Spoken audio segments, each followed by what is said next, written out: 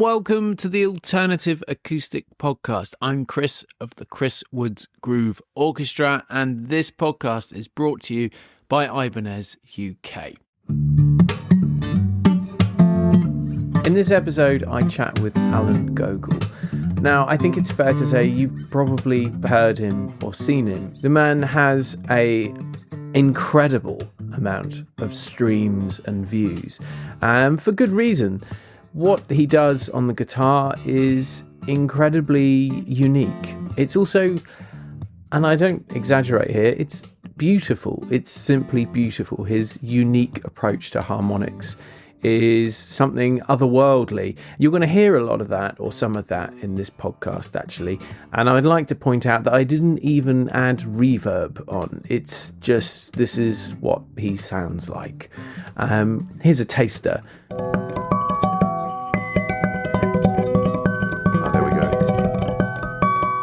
Incredible, right? Alan happens to be one of those incredibly unique people who is both an inspirational artist and I think an inspirational person. Some of the stuff, the wisdom that Alan offers in this conversation is just fantastically valuable to absolutely everyone. Whether you play guitar or not. There's a real deep dive into some fantastically philosophical ideas, including a spot of kung fu, no less. It really is a really special episode.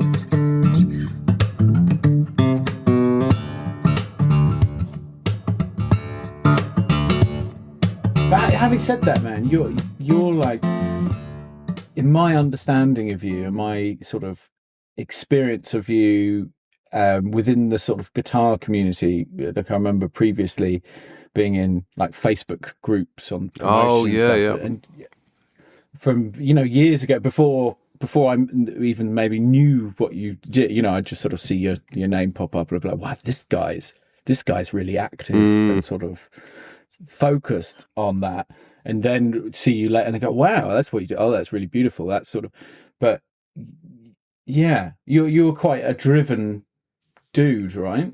Yeah, there was just no other option. I mean, like the sleeping on couches and stuff all through the 20s. I had this conversation with some friends who I met in Melbourne, and so actually, like Amistad, they're hugely successful now, like, which is just so lovely to see. But we were chatting even a few years ago. In our early 30s, it's like, would we have the energy to go through what we put in again now? And it's just like, absolutely not. Like, burning your 20s, going for it, 24/7, living on, couches, earning, $5,000 a year from gigs. Yeah, like if I didn't do that, I wouldn't be able to do it. In my 30s, no way. So I would say that like the real drive and the launch to where I am now, I guess, did happen in my teens and 20s. At that point. Yeah. Do you think that relates to technique as well? So, for example, crazy harmonic thing, general lift in, to sort of incredible level of mastery, if you like. Do you think that happened then, and then it's like, it's sort of not that I'm trying to suggest that you've stopped progressing, but do you know what I mean? Is that sort of lift, and then I'm absolutely. Sort of, like I would say, like early 20s was really like for 4-5 years there. Was that was the 3 a.m. That was like 16 hours at a time, sometimes, like just hyper focused into the morning. And, I would never be able to do that now just with life. So that definitely was like where I developed most of it. And then now it's about, I think, maintenance is a big one. Just being able to maintain, some of the skills and maintenance and refinement, I guess, and exploring different things. I suppose now, because I do, I have a fraction of the time that I can spend with the guitar that I used to, so I have to really put that to good use. So I think part of that equation is, thinking about it, running over things, while I fall asleep, every kind of waking moment, which is a bit torturous sometimes, but we all know what that's like, the ideas that just go around and around. But I think definitely at the moment, it's probably like 90% mental work. And then when I do get, those 10, 20-minute slots to play the guitar, then it's about like getting those ideas down. So it's more, it's less physical kind of grinding, which I do miss, and I have been trying to do more of that actually lately. But I would say the mental side of things these days is the largest part. Yeah.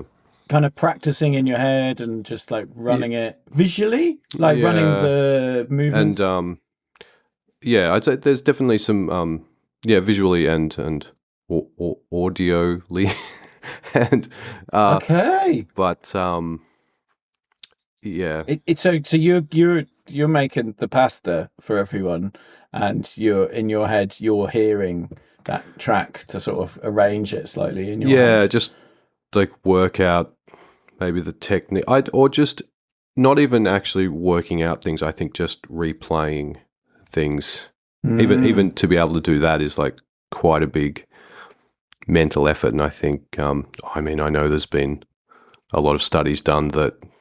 I think there was one a few years ago where they gave they gave a group of people basketballs in like a week to practice their shots, and then another group they just had to prepare, mentally, and they performed, the same or even better than the others. So,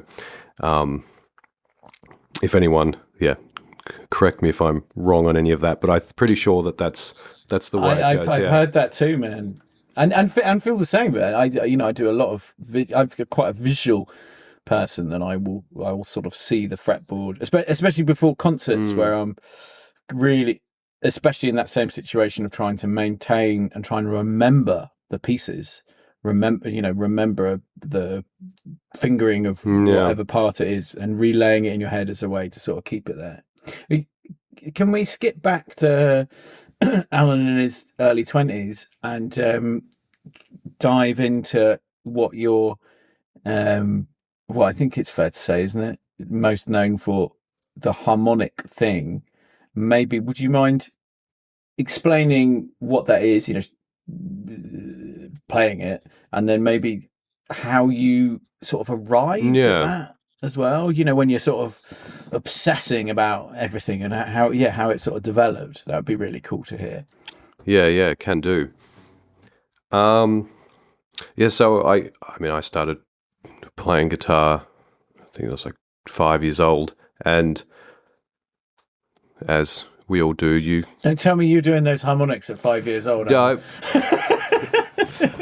it took a few more years after that. But I will say though that I did really love harmonics from early on. I remember being like, wow, this is a cool sound.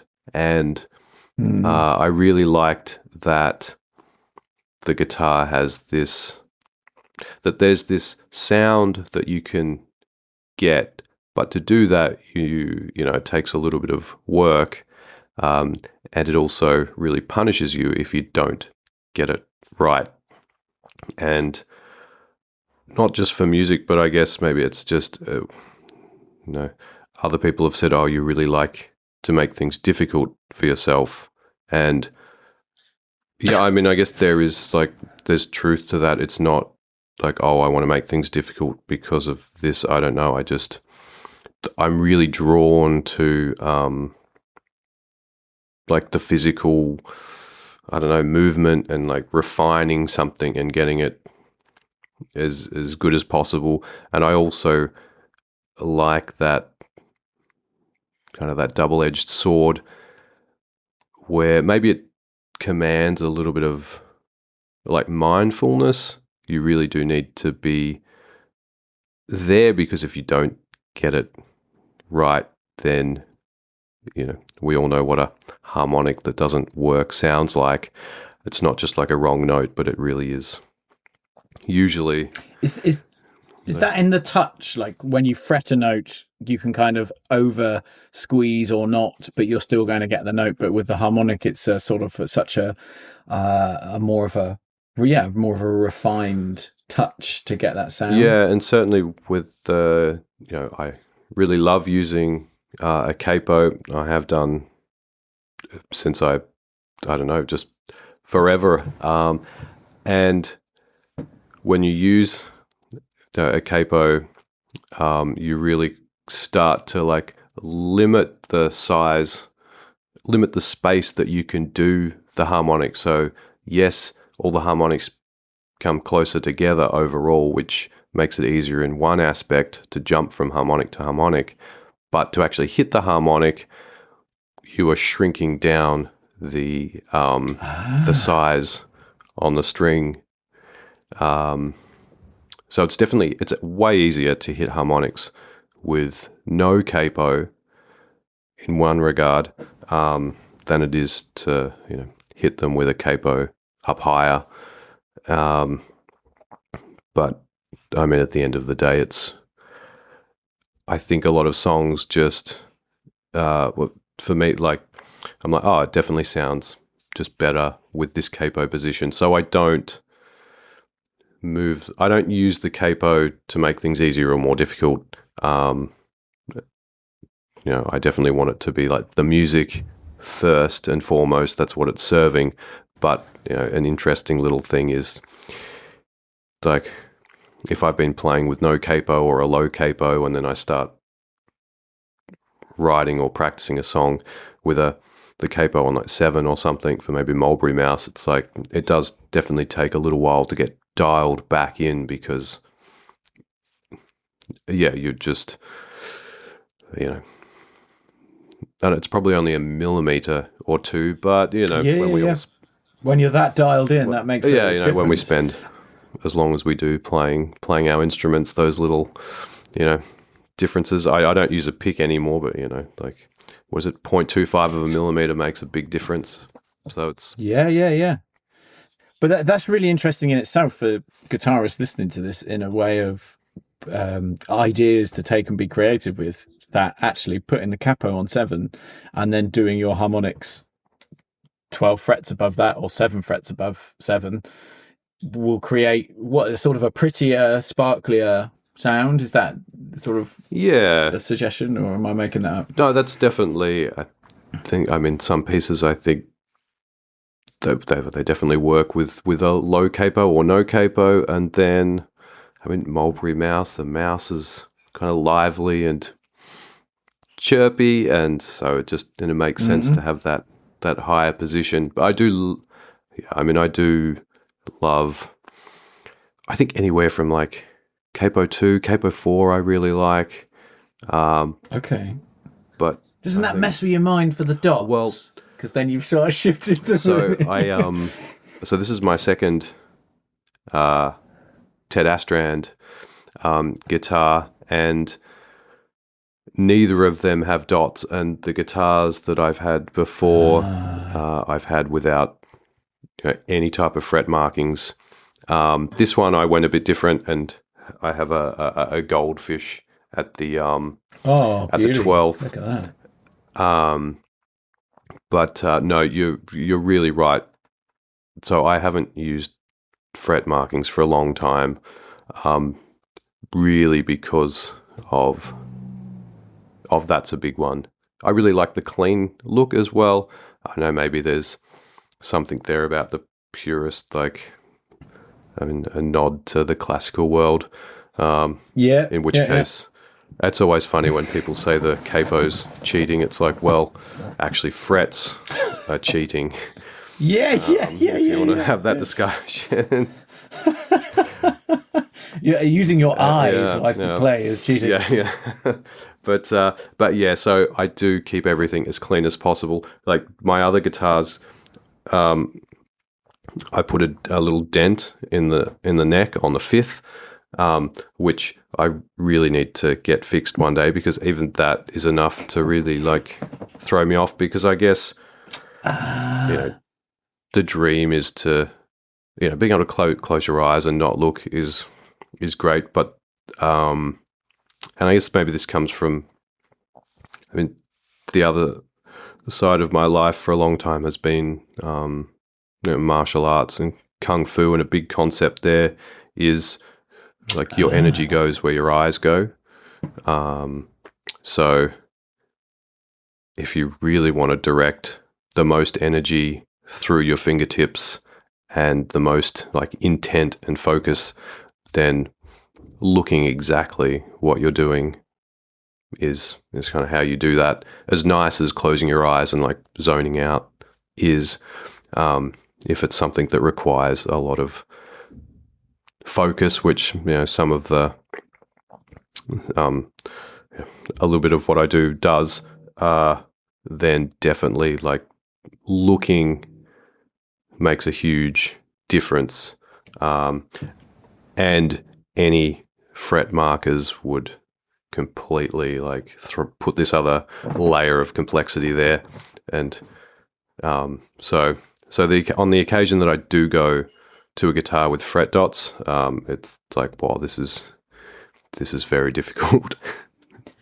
Well, that's a really lovely little sort of philosophical soundbite there, though, man. From the kung fu thing, and your energy goes where you look. Because I think quite a lot of guitar teachers would even push towards saying, try not to look, and that. So, but actually, that's fascinating.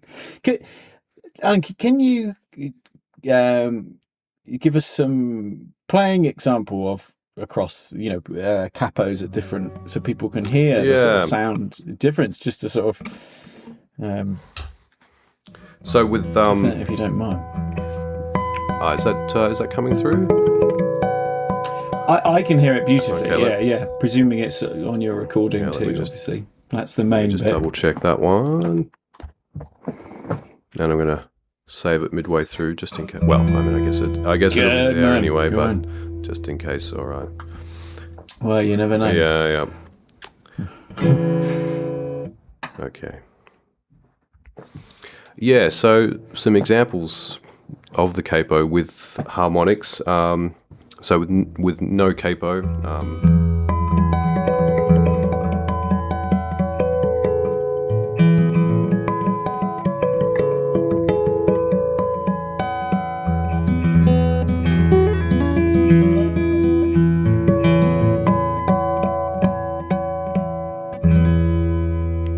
So a very nice, like rich Beautiful sound.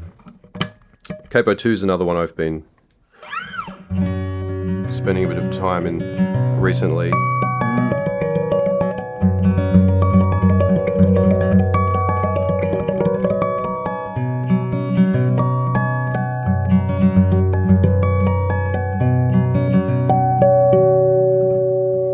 Just a little bit of a lift. So Capo 4 is what I wrote Bell's Harmonic and a few other songs in, and I think this is where it really starts to change.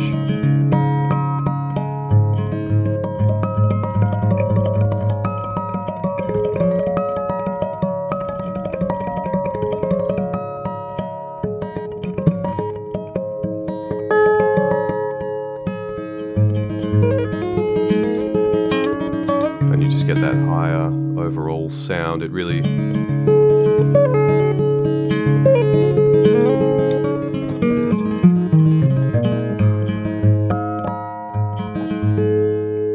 speaking of position, so this is a 13th fret guitar, so that it's been really cool to start playing on this guitar. I mean, I've had it a couple of months now, but that's been a whole nother kind of a journey. My other one being a 14th fret, and then 12th fret being, the standard joint, but 13th fret really is this very unique. I don't know. It's becoming more common now, but it's kind of this. I don't know. I really enjoy it. This was the first 13th fret. I think actually no, maybe it's not that Ted built, but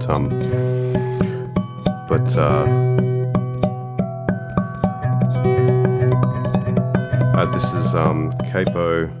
Yeah, so where are they? I've definitely noticed with this guitar, the harmonics being a shorter scale length, only by, I think, a shorter scale length, I guess. I'm not very good with that stuff, but the harmonics on this guitar definitely are a bit harder to hit. I think they still sound just as good when I do hit them, but it's kind of like the level of precision is more than my OM. There we go. And the harmonics that you're playing, can you sort of summarize what's different? Because anyone listening to that or watching you knows that it's not like, hey man, that's not how I play harmonics. Do you know what I mean? Yeah. Are they sort of essentially artificial? Are they sort of? Is it that? They are. Sorry, now I'm just trying to get the intro to Mulberry Mouse. I haven't played that for some time, but that's all right. Get some practice time in while you can, man. Yeah, actually, it's got a turn to get to that. It's a pleasure to listen to. No, thanks. So this is the harmonics with the Capo 7th, and then that really is like a unique sound, being that high. And then I think I've got a couple of songs higher, but I think you start really pushing it at that point. But yeah, so they are, so they're all, so all the harmonics I play are artificial. There's no, I think maybe in my entire repertoire, I think there's 3 or 4 like waterfall, or where you fret the harmonic and then that changes the node. But for every other song, Mulberry Mouse and everything else, it's all like the harmonics are all at their natural position and they're all artificial. And when we say artificial, for those not in the know, we don't mean that you've come in and edited them with AI or something. Yeah. We mean like you're playing on the 2nd fret and then you're doing the harmonic on the 14th fret, for example, or other different derivatives of that. Yeah. I'm not sure if that's the best exclamation, but I figured. Go on. So a natural harmonic, you have. What do you have, like 6? Well, there's more places on the guitar, I guess, to do harmonics, but a natural harmonic requires both hands to do the harmonic. One the fretting hand to be over the node on the 5th or 7th or 12th fret, and then it's just reflected back up to the bridge. And then you pick that with your plucking hand. And an artificial harmonic, you use just one hand. So traditionally it would be like your thumb and index finger on your fretting hand. So you can do the harmonic with just one hand. And then you can, which I don't do, but there's plenty of guitarists who do it wonderfully. You can then fret and move that harmonic. I won't even try to do that. I can't do that well enough to do it justice. So the way I see it is an artificial harmonic is a harmonic that takes one hand to do rather than 2 hands, which is a natural harmonic. So when I was, so I quit the job I had, I think I was 20 at the time. I went busking for the first time and I made more money in 1 hour busking than I did all day at work. So that was like, okay, let's give this a shot. And so I just was doing, every gig I could, every bit of busking, which were really fond memories. Looking back, I don't know, I wouldn't have the energy to do that now. Circling back to, could I do what I did in my 20s now? I don't think so. Well, busking's different, man. I did the busking thing when, like, now cash is so disappeared. It's that psychological coming up with a card. It's not the same as the guy who's just been in the pub all lunchtime and is feeling flush, and you just changed his headspace, and he's like, oh yeah, I'll give you a tenner, he's going, that doesn't happen, Absolutely. I'm so grateful that I got to see really what I think was, really what was the tail end of busking, certainly in Australia. Like, I remember, and this would be probably nearly 15 years ago, going into the bank with like a bucket full of coins. And if I sold CDs as well, I remember for like a 20-minute set, I think it was something like 500 Australian dollars. Just, it was crazy. And then the next time I went busking, same songs, same setup, everything, I made $5. Like, I kid you not. And that was a really big moment of, okay, I have to find another way to make money, which was then more into gigs and stuff. What was the shift? Sorry, because of the was the currency shift. I think people just really Australia really moved to card quickly, and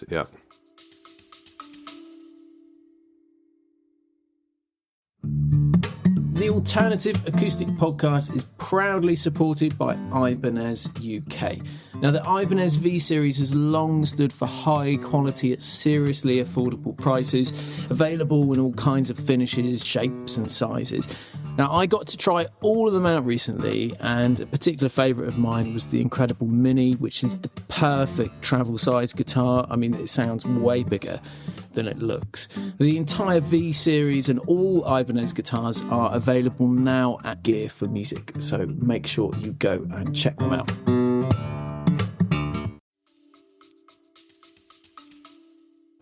Wow, so you really experienced that. It was wild, yeah. But I'm so thankful that I got to experience it the other way, where it was just people throwing coins. Yeah. Your guitar case kind of fills up. That's really cool. But on the harmonic side of things, so I was making a sandwich, and I slipped and I cut one of my fingers. I mean, not badly, but if you're a musician, you understand. Anything so much as a scratch is the worst thing to ever happen to you. And so I spent the next few weeks just really playing with my... at first I was like really depressed, and then I thought, okay, well, I've just got the one hand, my picking hand, my right hand. Well, let's just, develop this. And I guess that's another very strong concept in martial arts, certainly in Kung Fu, is practice something in isolation. Like, you focus on just one hand at a time, and really put in the repetition with just one thing, like break it down, just do one thing. And so I did that, and I mean, I was writing with harmonics at that point, and I thought, well, all right, let's see if I can get better at harmonics. And just so really practiced just artificial harmonics with the thumb and index finger. And then I was like, well, I wonder if I can do it with the other fingers on my hand and get them a bit faster like that. Oh yeah, good man. I'd like to see if I can. It's auto. Let me turn off this auto. Yeah, this is a Steven Spielberg thing. Yeah. I saw he's the richest man in Hollywood now. So hey, bring out maybe it'll work for me. That just gave a lot of possibilities, and you could do two at once. And then I was like, okay, cool. So I started writing, so really Pepperleaf Pipes and Seahorse Bells, which I don't play anymore. Pepperleaf Pipes I relearnt though recently. They were the real songs that I crunched this on, because I thought there's no point, it's still fun to do, but I really want this to be something musical that I can use. And so I was doing this, and I thought, okay, I wonder if there's a way that I could do this with my fretting hand. And I looked and did research to see if anybody had done this, if there was any mentions of this, was this a technique? And I couldn't find anything. So I thought, okay, well, maybe it's, not possible, or, but I thought, well, I think it could be possible. And I would like to try, and a challenge. I guess it was a challenge. So I spent the next kind of 3 years turning this idea into what I then called bell harmonics, and that was to a certain extent, mimicking what I could do on the right hand with the fretting hand. So then I was able to get three harmonics to kind of roll in, or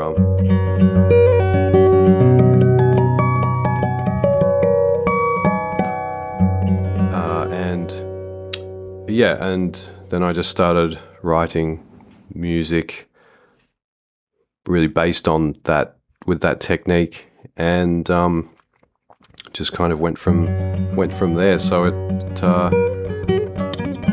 so I already really enjoyed harmonics, but it wasn't until I really was forced to focus on just one hand, and then it's like, well, I wonder if I can mirror this. And I mean, it was exciting to be like, hey, this in a time where there's so much more now, but even at the time I was like, oh, well, I'm doing instrumental solo guitar, what can I do that might make my music a little bit unique, but I probably more than that, I just really enjoyed it. I really enjoyed the challenge, and it's so rewarding to be able to play it and have it, to put the work into something and then be able to enjoy that. I think there's this theme, man, with musicians, as I'm sure you find, but I've particularly found doing this podcast where I'm really focusing on talking about this stuff, I suppose, is that most musicians who are maybe doing it as a job, or doing it all the time, one of their favorite things to do is to obsess about a thing and play it over and over again. And that's not work. That's just, wow, it's like a meditation. Absolutely. Can I ask, did you feel excited when you were doing that? Do you know what I mean? Did it feel like this is a really cool thing, this feels like it could be, or was it just that actually this is just enjoyable to double down on? Oh no, it was definitely exciting. And even now I've been working recently on some new exercises that I think I can maybe turn into something musical as well, but just to find new patterns. I mean, I've been doing this for over a decade, and there's still so much that no one else has done with it, and that's exciting to be like, oh, okay, it's like gold panning or finding diamonds. Every time I'm like, oh, okay, I think I can do this. You give it a few weeks of practice, and then it starts flowing. I've been just working on bigger kind of jumps and different runs. And just to be able to get these tools and these things that that I can use. It's really exciting, and I love the feeling. I mean, maybe it's discouraging at first, but you learn that it's part of the process. Like the first day of practice, it's like, this is hurting. I can't do this. It sounds terrible. You come back to the same thing the next day and you're like, oh, it's starting to work. You come back the day after and you're like, okay. You come back a few days after that and it's like, it's just there. And you're like, why did I ever struggle with that in the first place? Now it's so easy. And that's like a beautiful journey. Again, I think it was Bruce Lee who said, there's a saying again in it's like a punch is a punch is a punch. And it's like that thing where to start with, it's so like difficult and you really have to think through it. And then you get to that middle ground where it's like, okay, it's kind of working now. It's there. It's this thing that still takes a bit of effort. And then at that last stage that we all know with music or whatever it might be, it's just, then it's just there. It's just a thing that you just do.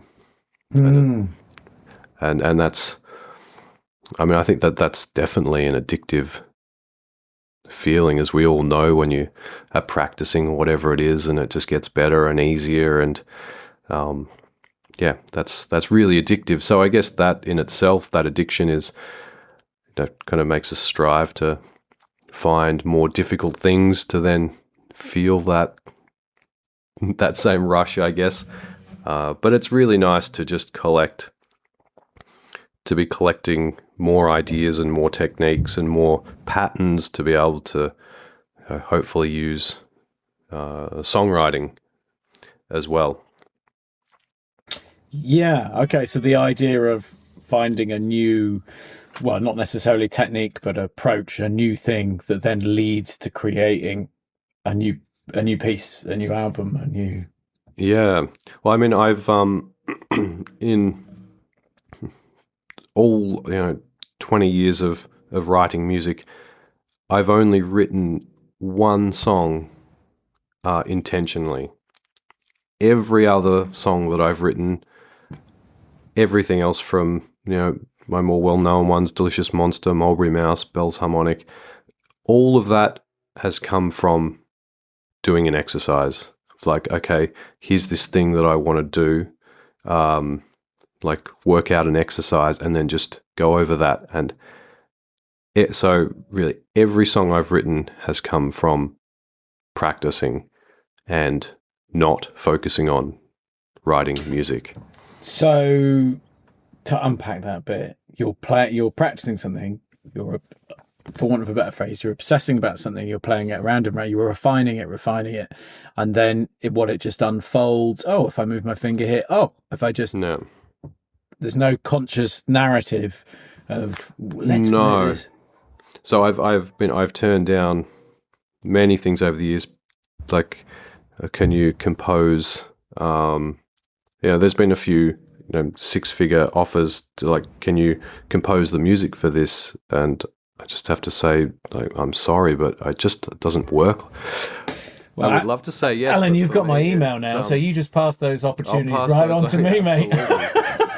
Yeah, there's been a few really there's been a few big things, but I mean, I feel like I can't do that. I would be letting them down, and I just couldn't, like, even just thinking about that pressure, it makes me like tense up because it just is not how I compose music. I mean, this is huge, man. This is like incredible stuff and incredibly, not divisive, contrary to how people tend to talk about music. Music education that I spend a lot of time talking about, writing about, is everything in explaining how to create music or teaching how to create music. So much of the language is based around intention, and these are you learn these elements, and then you know how to create a sad piece or a happy piece. And what you're saying is this just unfolds, I guess. Yeah, I guess whatever works. I mean, I couldn't play a major scale. It's always funny when people have tried to teach me theory, or they're like, "Oh, why don't you do a song like in Dorian or something?" I'm like, I don't know what that means. I actually just don't care. I suppose I mean, from when I started as a kid, it's felt like an incredible. Music has always felt incredibly personal, and playing guitar. And I mean, I'm sure you can relate, and many others can relate. If we were the only person on the planet, would we still be doing what we do? And yeah, it would be. You know, even if there was no one else around, we still would be playing music just for the enjoyment and the fun of it, and just to just for that enjoyment, whether it's expression. But in terms of creating music, I mean, I've had a lot of people over the years ask. A lot of people like, oh, you must go out into the wilderness, sit on this mountaintop, take in the vista, and compose. And I kind of have to break the illusion, and say everything. And I really do mean, when I say everything, I mean 90% is composed watching Netflix, staring at the wall, just running over an exercise. And I mean, I guess there's that thing, like, if you, I don't know, if you're out in nature or something, maybe you feel like there's nothing more to add. I mean, I understand getting inspiration, but if you're staring at a blank wall, I mean, you really, like, have a bit of an incentive to try and spruce this place up a bit. Yeah, exactly. How wonderful! How exciting to hear someone talk like that. And I think that would make sense so much if your music was just technique and technical gymnastics. I think people will go, oh yeah, that would sort of make sense. But what you're creating is unashamedly sort of just almost offensively beautiful. It's just like what you're just playing on your harmonics there, that you're sort of noodling away, and it's pure. I don't think it's over dramatic or over egging it. It's beautiful, utterly beautiful. I really appreciate that. But it's lovely to hear that you're just saying that comes from nothing, man. It's just wonderful, Yeah, well, like that. I mean, there definitely is a love of it, a consciousness, like a conscious decision with what I'm doing. But as soon as that idea starts to, like, pop its head out, then you're like, oh, okay, now I have something to run with. I mean, I remember after I wrote my first instrumental album, Small Drafts, and even the second or third, I was really like, well, this might be it. I might never write another song again. I really do feel like this is it. And I kind of feel like that at the moment, but I know that music, you just write songs when you least expect them, and the best way is just to, like, live life. I think that's really served me over the last, quite some time, like, to have faith in that process, that if you just play your instrument, like, live life, then songs will emerge. But on the craft side, though, I spent like, I must have been early teens to 20, I would say, like, doing the singer-songwriter thing, because everyone around me said, oh, if you want to make a living in music, which I did, like, you have to do singer-songwriter, like, you can't just play the guitar. And I had people that I looked up to, and I still do. I don't want to look down on them, but I had, like, people who were like, wow, this person's made it. and they say, no, you can't just play guitar. Like, you will never make a living just playing guitar. And so I did the singer-songwriter thing for quite a few years, but through that, I think I did. That's maybe where I developed like a bit of a sense of melody, I think, and some tools that have, I guess, served me very well. So I mean, I can look back and be like, oh man, I should have just been practicing technique all the time. But I can't be. I am where I am, and I'm grateful for that, and that was part of that journey. But I think there definitely was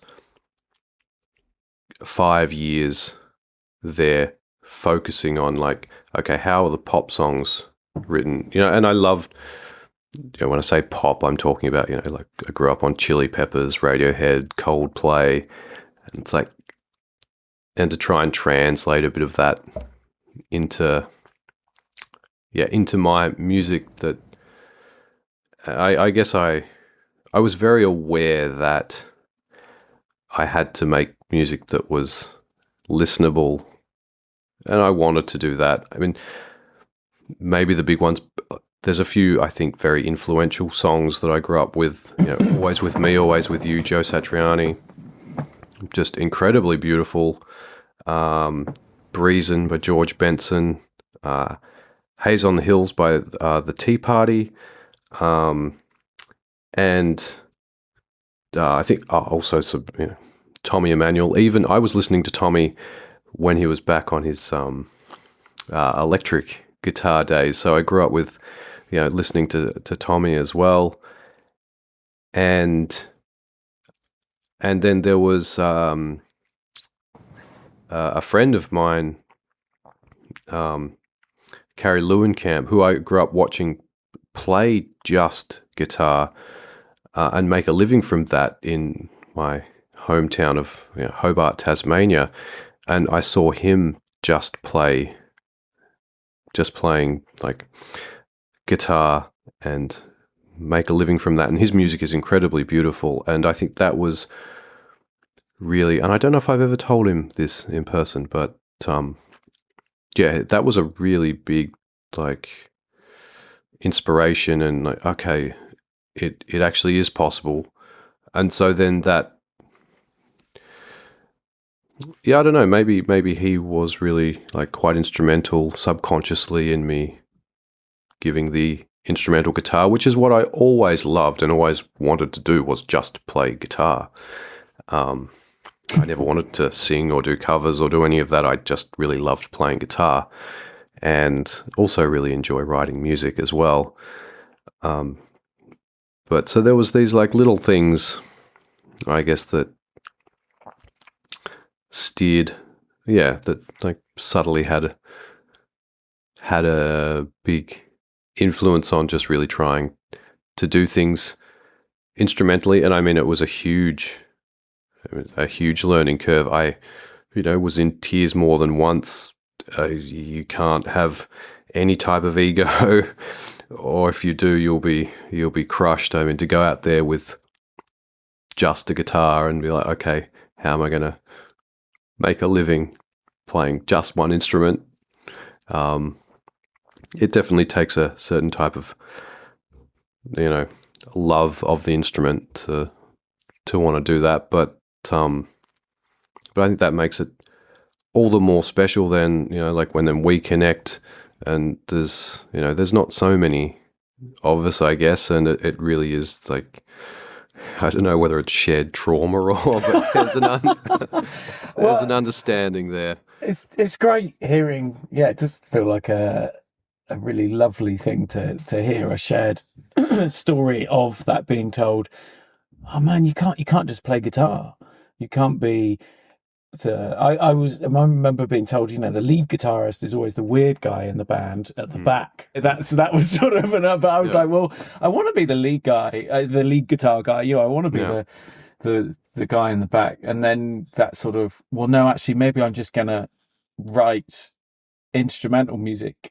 Just gonna play solo guitar, and then that, I think, I personally always found people were almost offended by that you would do that. Do you know what I mean? That's like you kind of, I mean, that's ridiculous. That's just music for guitarists. That's Yeah.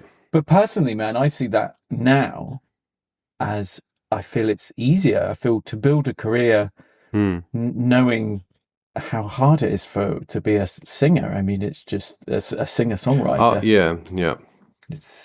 I mean, geez.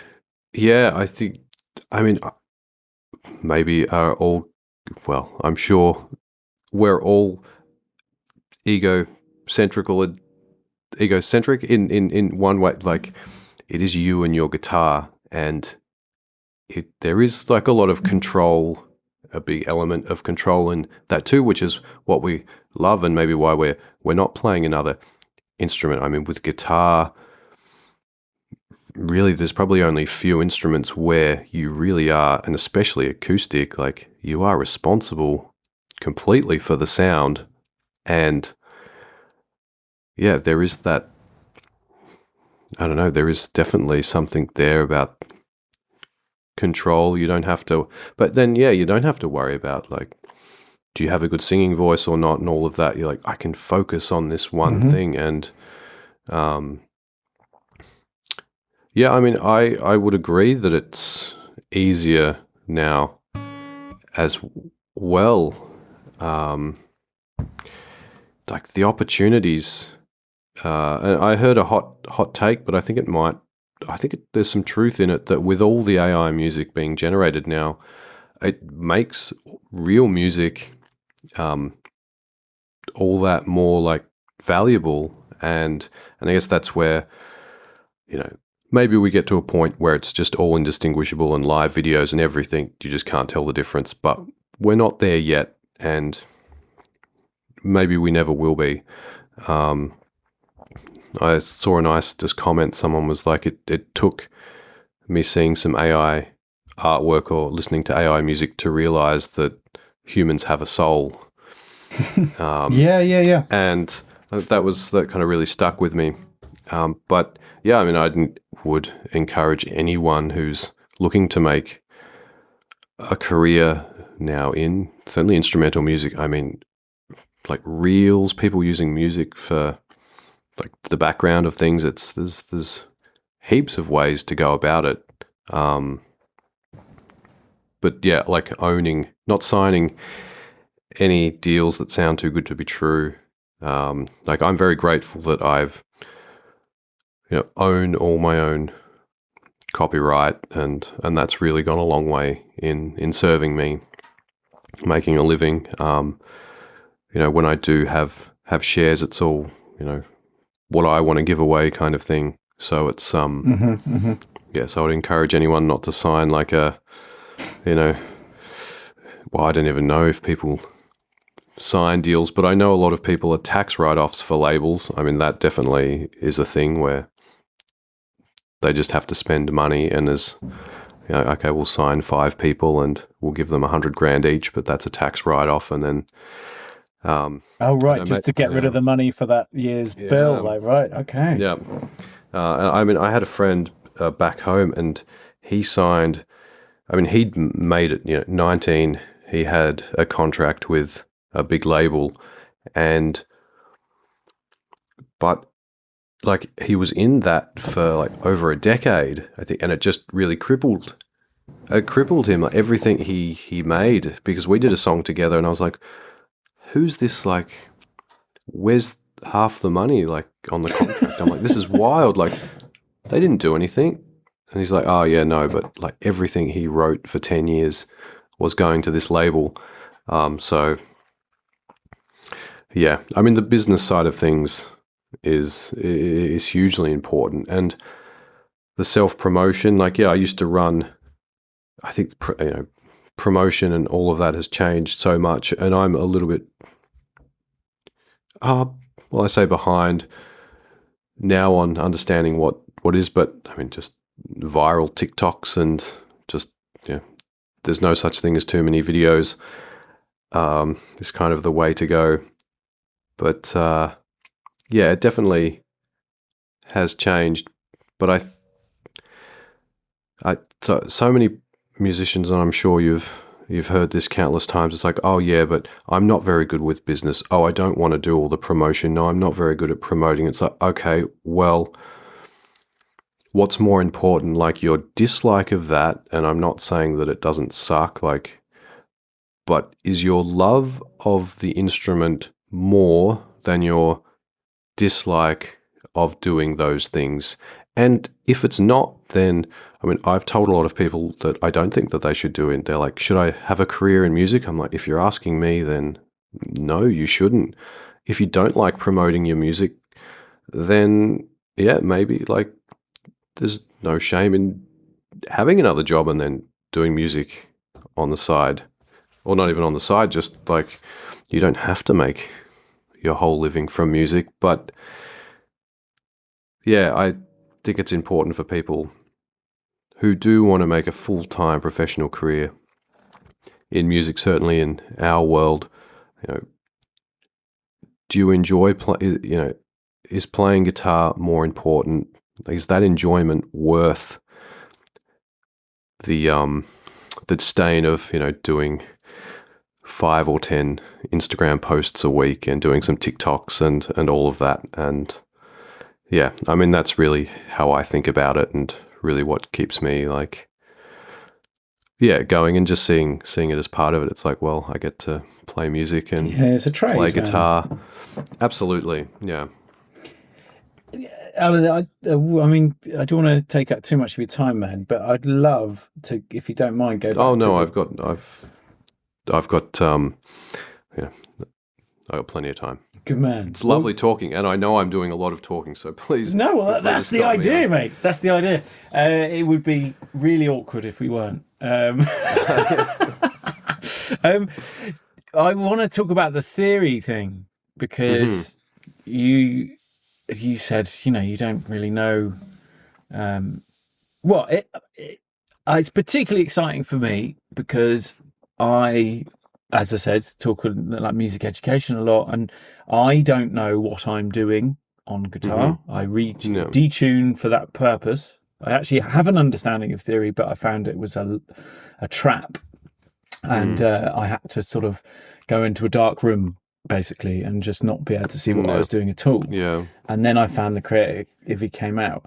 Is that like a same thing for you, or have you actually just maintained a zero level or a lower level of theory, and you've just stuck with that, or have you tried to shed it? Do you know what I mean? What's the story there? Yeah. Because it's rare, man. It's rare to hear people say that, especially someone doing something so technically incredible as well. Yeah, thanks. And great question. Just think about that for It's all right. For a moment.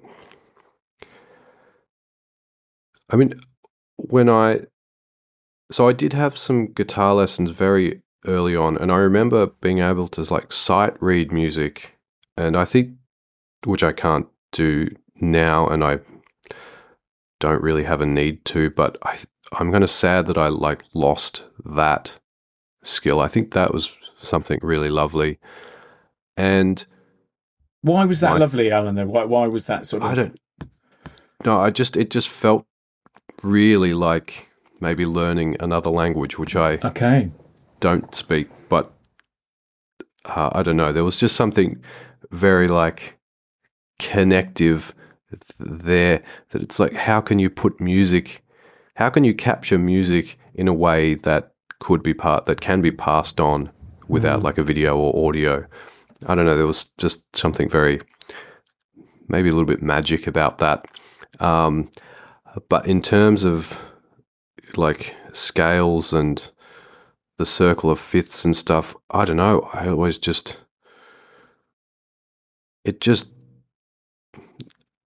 I don't know. I mean, it's great that works for a lot of people, but for me, it just never. I was like, I know what sounds good, and if I just put a bit of time in, I know what sounds good, and I know if I want to I want to make it a bit darker or unresolved or resolved here.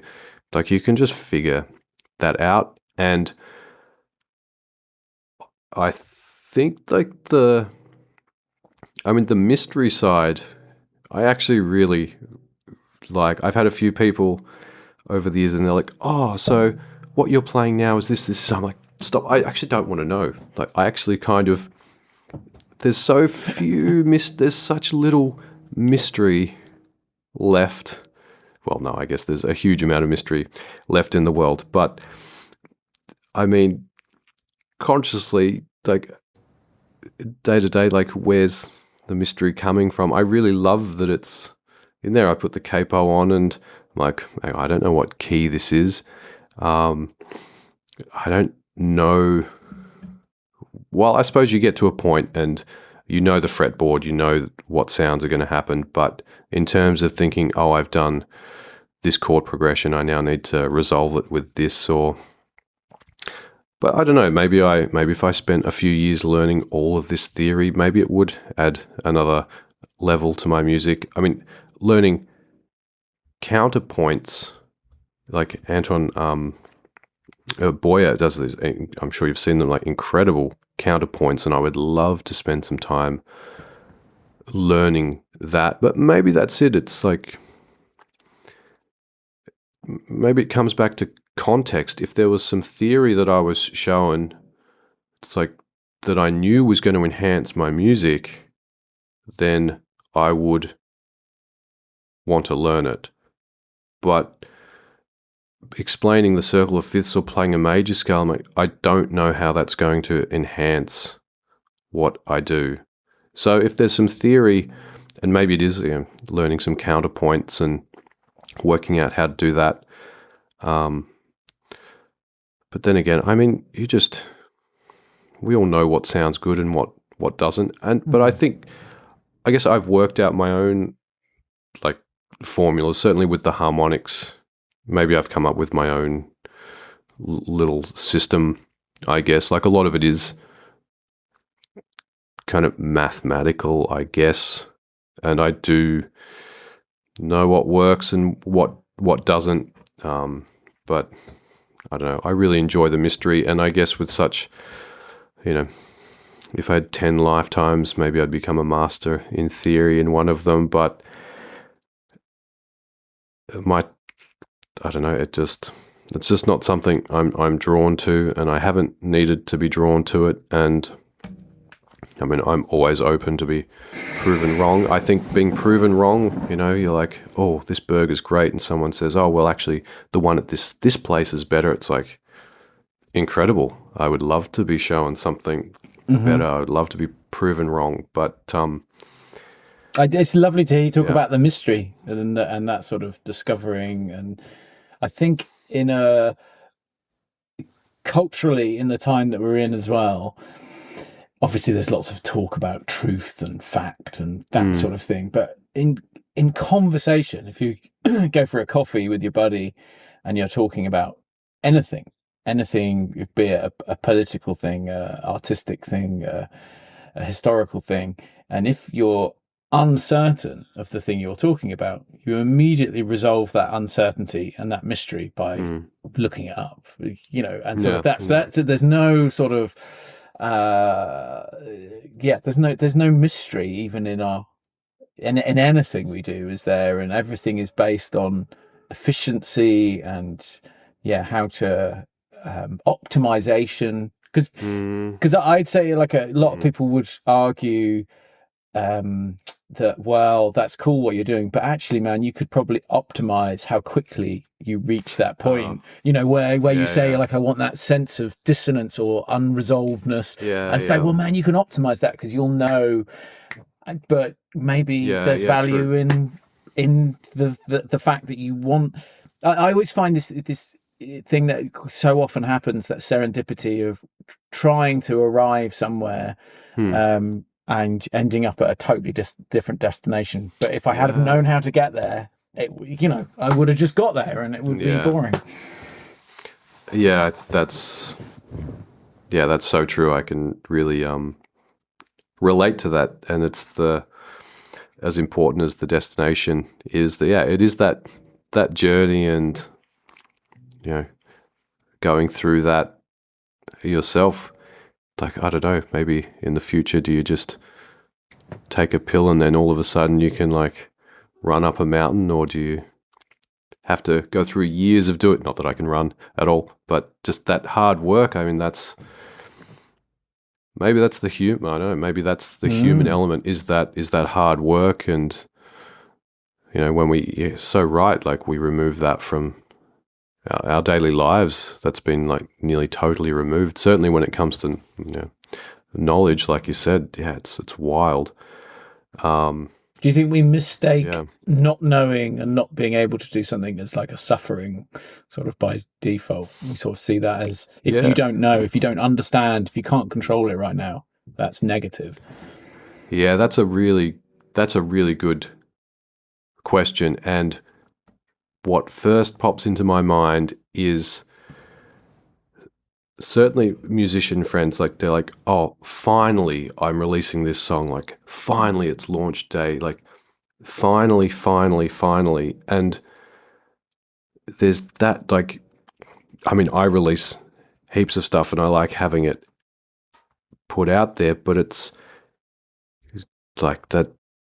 I don't think I'm like, oh, finally you guys can listen to this song, or finally this thing. It's like things take the time that they take, and I would like to maybe slow my release schedule down. I think I will just really try and enjoy the journey as much as possible. And I've had a lot of people like message me or put comments, and I do believe they're being sincere. They're like, oh, I've been playing for a week. Like, I can't, this is bringing back a few memories, like conversations I've had. Like, I've been playing for a week and I can't play what you can play. Like, what's wrong? Or like, I've been playing for 3 years. Like, I just can't do harmonics as fast as you. Like, is it the strings you're using? Is it the guitar? And yeah, like I had this chat the other day with some friends. It used to be an insult to say that someone had the attention of a goldfish, but what is it, a goldfish now? I think it's longer than this, but it's certainly like, 16 seconds, or I think it even used to be, we thought 3 seconds, but the average attention span a few years ago was like 1.6 seconds. So it's kind of a compliment to say that someone has the attention span of a goldfish these days, because if we didn't have it yesterday, I mean, and I catch myself, like, I love Bob's Burgers, so I'll put that on like my phone and just practice. But what's Bob's Burgers, man? It's just a terrific show. Well, like a YouTube thing or podcast? It's a full series that's been going for many years. Okay. Had a friend get me into it. It's so good. It's still going. They had Jack Black on there recently as a cameo, and there's some terrific cameos. And actually, I met some of the musicians from the show who do the music at when I caught up with Jack a few years ago here in Berlin. But like, I've been trying to even like shut the phone off, and like I close my eyes and I can almost picture myself scrolling on my phone. I mean, that's terrible. Like, that's terrible. And I guess I'm trying to break free of that at the moment and just focus on doing the harmonics. And it's so difficult, but even doing like 5 minutes like that feels so focused and refreshed. And I forget his name, but one of the great violinists of all time, this wonderful videos. There's one YouTube video, and he's transcending. And his comment was on practice. It's like, if you're practicing more than 3 hours a day, like, what are you doing? You're doing it wrong. And I don't practice that much anymore, but it was all about like the intent and focus. 20 minutes of phone-free laser focus is going to beat out 4 hours of just noodling. But it's a lot of work, and I think maybe that's where a lot of people get stuck, because you do need to break through that wall, it's way easier just to noodle and not push yourself. I mean, it really, like, I still wrestle a lot with the guitar. It's never been easy, and but that's, I guess, where the love of the instrument comes in. That's why you do it, and that's why you can put up with that, suffering. It would be torture otherwise, but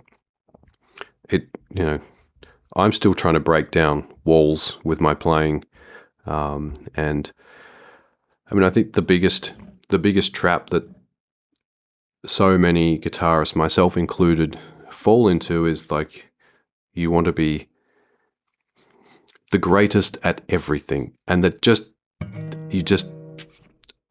that never has been and never will be. And I would love to be able to do a lot of things that I can't do, like get into flamenco, get more into like, get back using the pick, do some bluegrass, do all of these things. And, if that makes me a one-trick pony, which I know a lot of guitarists say that it does, I mean, I'm okay with that. I would much rather, like, I'm really happy doing what I do. And the more you do just one thing, the more you realize there is to explore in that one thing. So, yeah, not falling into that trap of trying to be like the guitarist's guitarist. And, I mean, if that's your thing and you get a lot of enjoyment from that, then hey, cool. But I've seen a lot of people, and I know that I've had that battle with myself. But like, no, actually, I would love to be able to do these other techniques or do them better. But there's only so many hours in the day, and so like finding out, really picking your battles, I think is such a big one. Unless you have all the hours in the day, and then you just, I mean, with music, at the end of the day, do whatever you want. I guess I'm speaking to someone who maybe is like, oh, I want to make a career playing guitar, and I'm not doing, and how do I do that, or what advice is there, or why am I struggling to do that? Amazing. Alan, thank you so much for your time, man. Really, really beautiful conversation. Oh, Chris, it's been a pleasure to talk. And look, I do have another, 15 minutes or so if there was, or another 10 minutes if there's one final thing that you wanted to. Well, it's just been really great, man. It's really great and refreshing. I was particularly, I'm most excited, I think, out of all the very exciting things you've said, is talking about you composing and not having intention and it just sort of happening. I think that's just something that and I wonder if people aren't sometimes brave enough to say that, especially in the instrumental world, because we have to give titles, right?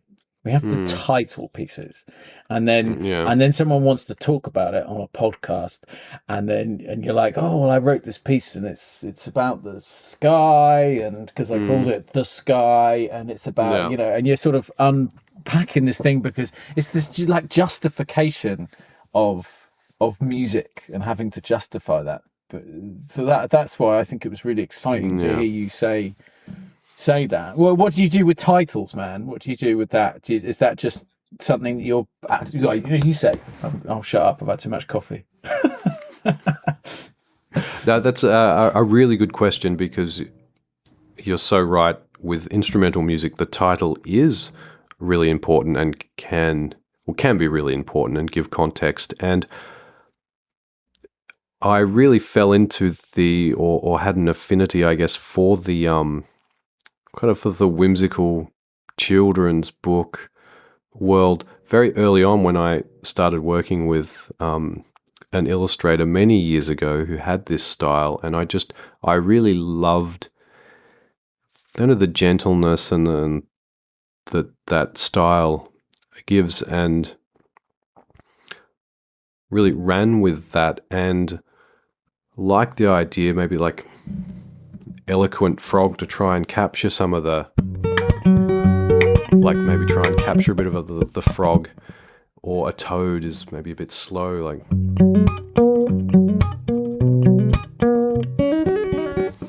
or the mulberry mouse is is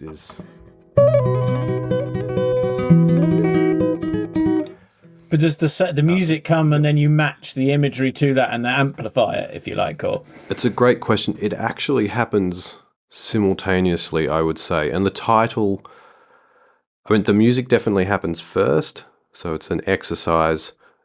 So there's all these kind of titles floating around, and I've always kept like a list of, I'm like, oh, that's kind of a fun title, like Owl's Friend or that type of thing. So there is this there's these two things. There's this kind of list and this sphere of names, and then the music pops up, and then it's like, oh, okay, yeah, I could see this being related to this, or yeah, this would be a great title for this song. But also, like, a lot of my titles, like maybe one day I'll share.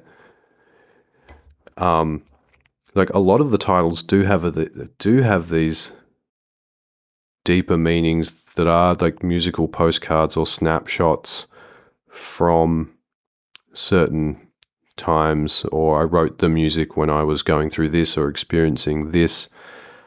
And so while not an intentional thing like, oh, I'm experiencing this thing, I need to write a piece of music, it's more like in retrospect, which, you know, you live life and you play guitar and the music comes out, and then it really all kind of fits together. And I think I've just through, you know, living it over enough years,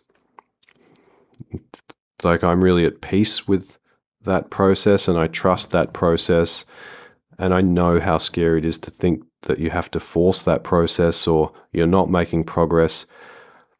And I think that was the thing that really changed before COVID.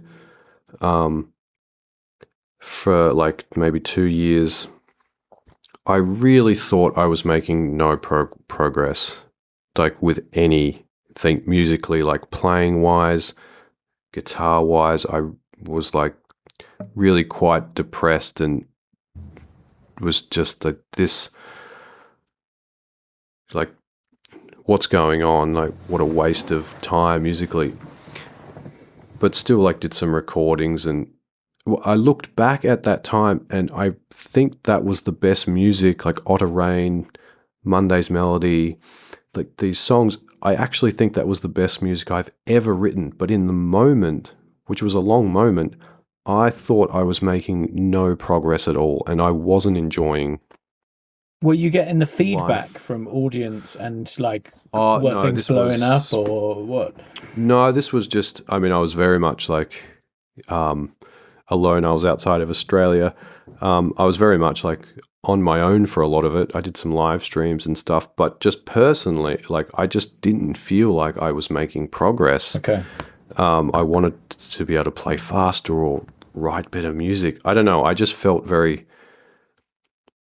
stuck. But then on reflection, I was like, I wasn't stuck at all. I wrote the best music that I might ever write. And my technique was great, like probably better than it is now. And that was a big learning curve to be like, it's so easy to get so like down in the moment and think you're not making progress. And maybe it comes back to that saying, like, it doesn't matter how slow you go as long as you don't stop.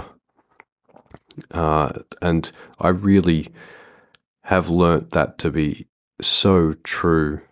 And again, this is just my personal experience, but I mean, there's a lot of, you know, I didn't come up with that saying, it's universal there. And the other one now more than ever, I mean, as we all know, as we all know, comparison is the thief of joy, and it's so easy now to compare yourselves. I mean, that's a whole nother podcast, is like the impossible levels of fake guitar playing and all of this stuff, or seeing somebody, you know, who has mastered their one thing and you're like, oh, gee, I wish I could play this thing like this person, but they've spent their, you know, most of their life perfecting this one thing. And it's just, I mean, it's never been easier to compare ourselves to others and have that joy stolen, which is maybe also why it's kind of nice.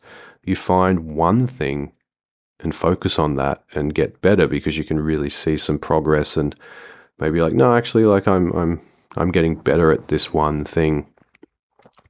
I mean, you can't do that with every technique, but yeah, maybe there's something there for just focusing on, like less is more, and do one thing, do it well. Amen. And, Brilliant, man. That's perfect. Thank you so much. Chris, it's been a pleasure. A huge thank you to Ibanez UK for making this conversation possible.